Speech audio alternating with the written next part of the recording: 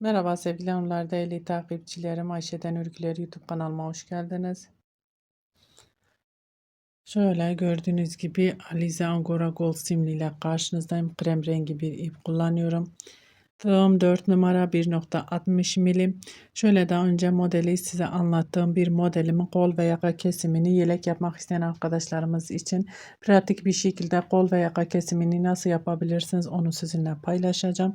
Ona geçmeden önce kanalıma ilk kez geliyorsanız ve hala abone değilseniz ücretsiz bir şekilde abone olup zil işaretini bütününe getirirseniz bundan sonra paylaşacağım videolarımı anında haberdar olursunuz. Videolarımı beğenmeyi, küçük de olsa bir yorum yapmayı da unutmayın lütfen. Verdiğim emeklerin karşılığını alabilmem içindir hanımlar. Şöyle modelini daha önce anlattım bunu. Ee, Eğer siz bunun kurulumunu izlememişseniz hanımlar linkini bu videomun açıklama kısmına bırakacağım. Orayı tıklayarak izleyebilirsiniz. Şimdi kurulumunu değil kol ve yaka kesimini yelek yapmak isteyen arkadaşlarımız için pratik bir şekilde nasıl yapabilirsiniz onu sizinle paylaşacağım. Şimdi kol altı kesintisini yapacağız. Onu kesimi yapmadan önce şöyle trabzan yapacağımız yuvaları ayarlayacağım önceden. Şöyle modelimiz biraz şöyle çıkıntılı olduğu için hanımlar bunu ben bu şekilde yaptım. Siz yani bu şöyle diyeyim sol tarafımız oluyor. Eğer yelek yaparsanız sağ tarafı da önceden yakayı keseceksiniz. Sonra yaka bu tarafa gelecek. Sağ tarafı yapınca yaka da bu tarafa gelecek. O şekilde siz ayarlayacaksınız. İkisini aynı tarafa denk getirmemeye çalışın. 3-4 tane zincir çekiyorum. Şu boşluğa ipimi doluyorum. Boşluğa batıyorum. Ben buraya şöyle bir trabzan yapacağım hanımlar. Şurayı denkleştirmek için. 1, 2, 3 zincir. 4 zincir. Modelimin tepesine, yaprağımın tepesine şöyle sık iğne ile sabitliyorum. 1, 2, 3, 4 zincir ipimi doladım. Şöyle yaprağımın tepesine batıyorum. Trabzan. 1, 2, 3 zincir ipimi doladım. Ve kenar trabzanlarımı örüyorum. Şimdi dönüşte bunun e, kol altı kesimini yapacağız hanımlar.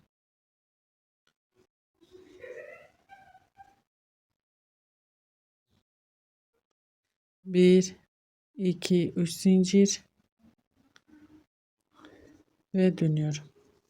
Şöyle bir modelim kol altı ve şuraya lastiğimiz gelecek şekilde ayarlıyoruz hanımlar. Trabzanların tepesine tek tek batıyorum. Trabzan örüyorum. Burası bizim kol altı oyuntumuz olacak hanımlar. İpimi doladım. Zincirin içine batıyorum. 1, aynı yere battım. 2, aynı yere battım.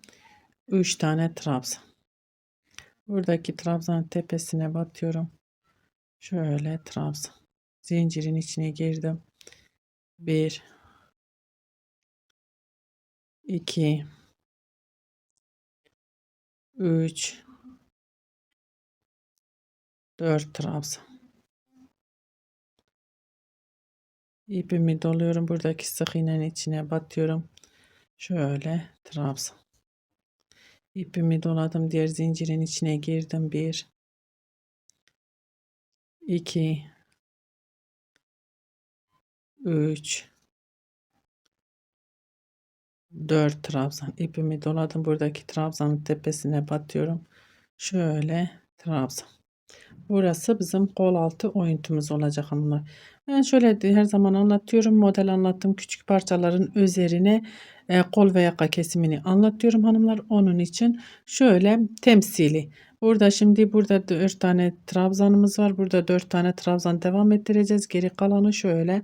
Siz isterseniz bu şekilde iki modeli yapıp iki model kol altı oyuntusu yaparsınız hanımlar. İpimi doluyorum. 1, 2 zincir çektim, ipimi doladım. Buradaki yuvanın içine giriyorum ve modelimi örüyorum. 1, 2, 3, 4, 5, 6, 7. Hepsini bir kapatıyorum. 1, 2, 3, 4 zincir. Aynı yuvanın içine sık iğne ile sabitliyorum. Diğer yuvaya geçiyorum. Sık iğne ile.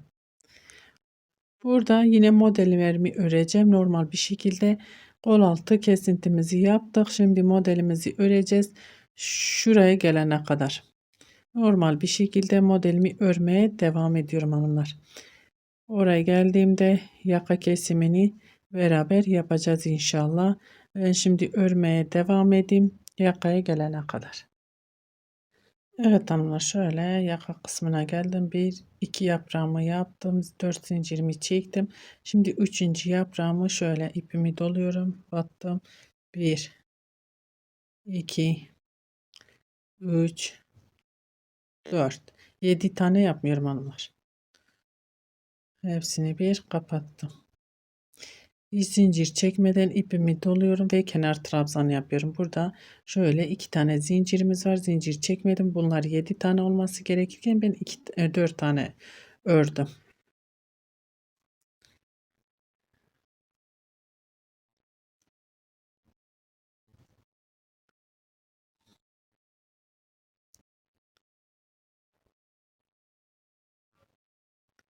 Yaka kesimine başlamış olduk hanımlar. 4 zincir çektim ve döndüm. İpimi doluyorum. Dibindekine değil bir sonrakine batıyorum. Şöyle kenar trabzanlarımızı örüyoruz hanımlar. Kenar trabzanlarımı ördükten sonra hiç zincir çekmeden ipimi doluyorum hanımlar. İpimi doluyorum ve tepedeki yaprağın, ortadaki yaprağın tepesine batıyorum.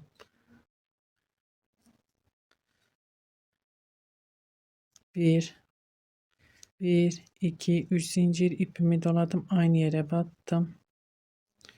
Şöyle 2, 1, 2, 3 zincir ipimi doladım. Aynı yere battım. Yapmamız gereken hanımlar 1, 2, 3, 4 trabzan. Ben 1, 2, 3 trabzan. 2 yuva yaptım. Bakın yaka kesimi. 2 tane yuvamı yaptım. Ve normal bir şekilde örmeye devam ediyorum. Yaprak sayısı 1, 2, 3'ti. Şimdi 2'ye indiriyoruz. 1, 2, 3 zincir ve normal örmeye devam ediyorum hanımlar. Kol altına gelene kadar örmeye devam edeyim. Kol altında nasıl dönüş yapacağız, ne yapacağız onu da sizinle paylaşacağım hanımlar. Şimdi oraya kadar örmeye devam edeceğim. Dördüncü trabzanımı da bakın bu şekilde 1, 2, 3, 4 trabzan 3 yuva oluyor.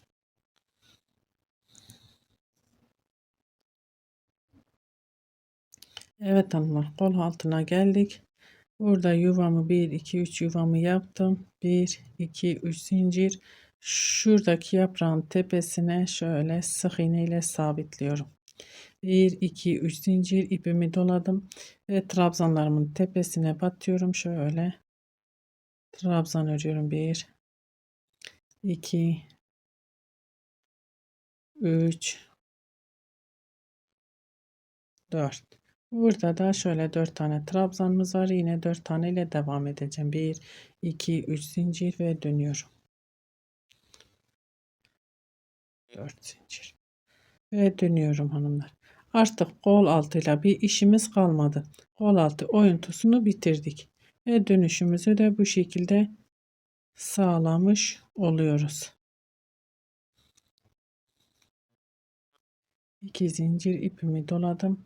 Yuvamın içine giriyorum ve yaprağımı örüyorum. 1, 2, 3, 4, 5, 6, 7. Hepsini bir kapattım. 1, 2, 3, 4 zincir. Aynı yuvanın içine sık iğne ile sabitliyorum. Diğer yuvaya sık iğne ile geçiyorum. 1, 2, 3, 4 zincir ipimi doladım. 1, 2, 3, 4, 5, 6, 7. Hepsini bir kapattım. 1, 2, 3, 4 zincir. Aynı yuvanın içine dibine sık iğne ile sabitliyorum. Yine diğer yuvaya sık iğne ile geçiş yapıyorum. 1, 2, 3, 4 zincir ipimi doladım. Yuvanın içine girdim. 1, 2, 3, 4, 5, 6, 7. Hepsini bir kapattım. İpimi doluyorum ve diğer yuvaya geçiyorum. Aynı şekilde örmeye devam ediyorum. Yakaya kadar örmeye devam edelim hanımlar. Evet hanımlar, yaka kısmına geldim. Birinci yaprağımı yaptım. Şöyle ikinci yuvama geçiyorum. Sık iğne ile 1, 2, 3 zincir çekiyorum. Aynı yuvanın içine battım. 1, 2, 3, 4,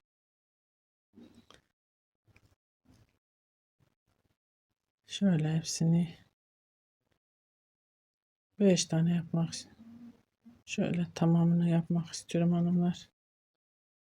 1, çok uzun olmasın. 2, 3, 4, 5, 6, 7. Hepsini bir kapattım. Hiç zincir çekmeden ipimi doluyorum ve kenar trabzanımı örüyorum hanımlar.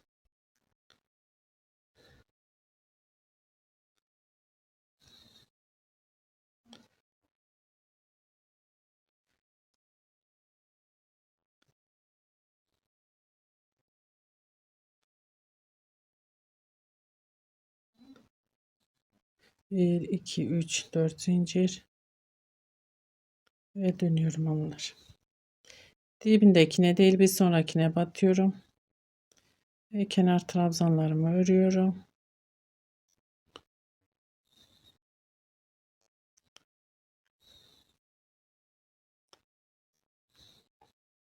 Kenar trabzanlarımı ördükten sonra ipimi doluyorum hiç zincir çekmeden şuradaki yuvanın, bakın buraya değil, şuraya batıyorum. 1, 3 zincir çektim, aynı yere tekrar battım. Şöyle 2 tane trabzan, bir tane yuva yaptım. Bir tane yuva yaptıktan sonra 1, 2, 3 zincir şöyle boşluğa sık iğne ile sabitliyorum.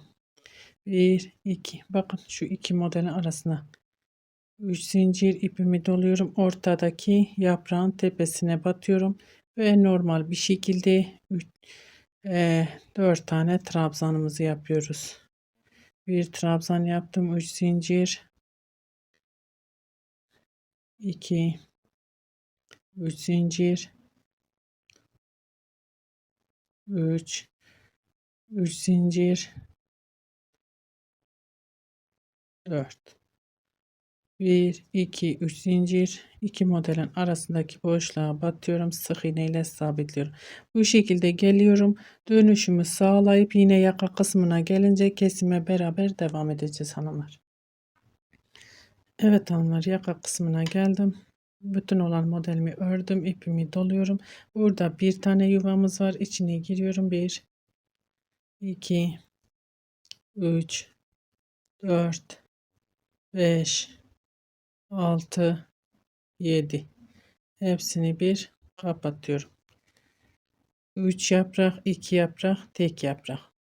İpimi doluyorum ve kenar trabzanı örüyorum hanımlar. Bu şekilde bir modeli bitirmiş oluyoruz. Şimdi dönüşte şöyle göstereceğim.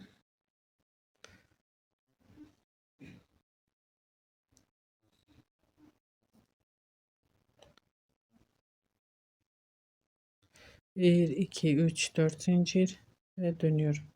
Şöyle yine göstereyim size hanımlar. 1, 2, 1. Ve şimdi o biri de kapatmış olacağız. İpimi doladım. Dibindekine değil bir sonrakine batıyorum. Trabzanlarımı örüyorum.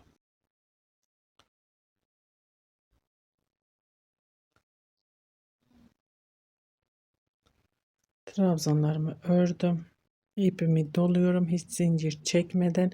Şuradaki yuvayı, tepedeki yuvayı öreceğiz. Ve şöyle 1 2 3 zincir şuraya. Bu yaprağın şöyle tepesine batıp 1 2 veyahut da hiç zincir çekmeden yaprağımızın tepesine bir batalım hanımlar. Gerçekten hiç denemiyorum hanımlar. Ne örüyorsak beraber. Öyle daha iyi, hiç zincir çekmeden kesim olduğu için 1 2 3 zincir. Şöyle biraz düşük olmuş oluyor. İpimi doluyorum, buraya batıyoruz.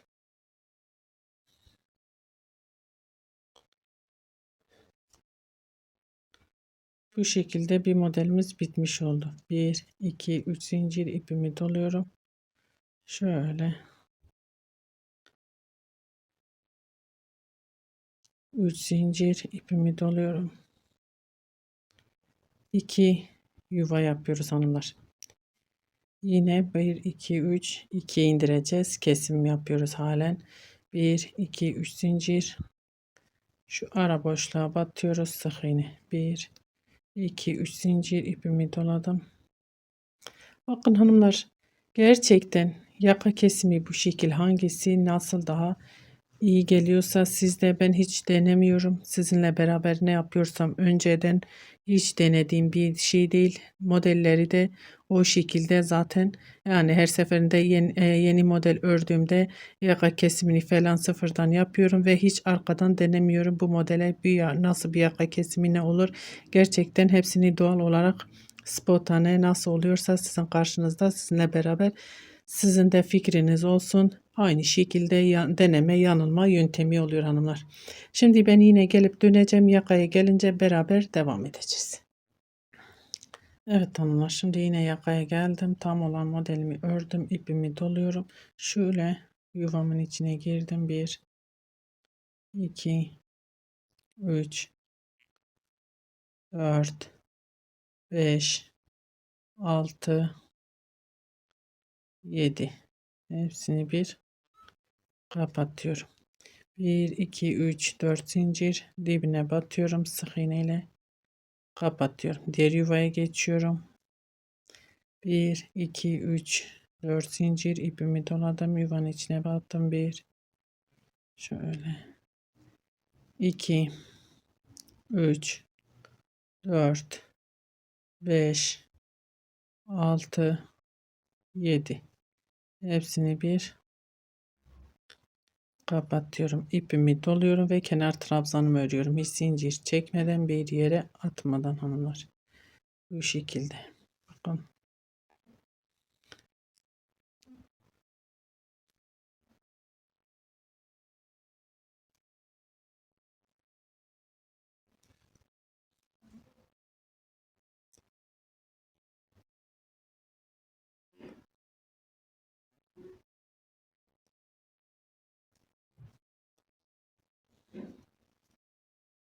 Bir, iki, üç, dört zincir ve dönüyorum.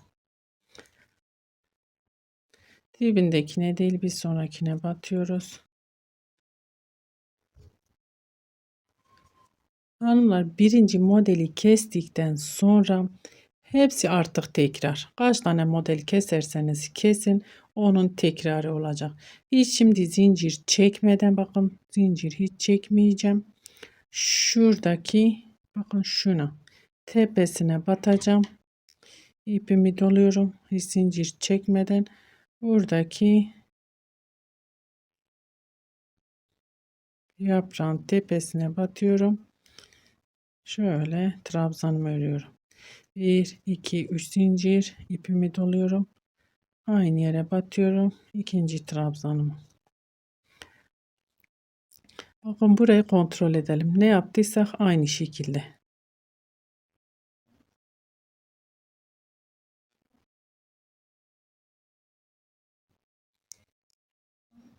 Bir, iki, üç zincir. Buradaki yaprağın tepesine şöyle batıyorum. sık iğne ile sabitliyorum. 1 2 3 zincir ve ortadaki yaprağın tepesine batıyorum. Yine aynı şekilde normal bir şekilde yuvamızı örüyoruz. Burası sadece bizim yaka kısmımız. Şimdi tekrar örüp geleceğim. Yakada beraber devam edeceğiz. Evet hanımlar, yine yaka kısmına geldim. Modelimi bitirdim. Burada bir tane yuvamız var. İpimizi doluyoruz. İçine giriyorum. 1 2 3 4 5 6 7. Sadece bir tane yaprak.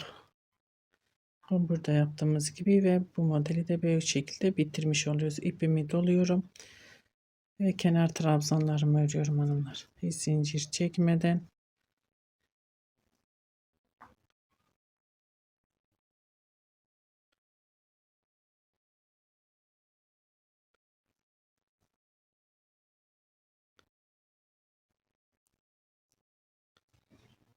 Bir, iki, üç, dört zincir ve dönüyorum. Bu şekilde hanımlar ben kesimi bitirmek istiyorum. Artık dediğim gibi zaten kaç tane model kesecekseniz aynı yöntemle aynı şekilde kesimi yapacaksınız. Ben şimdi şöyle bakayım.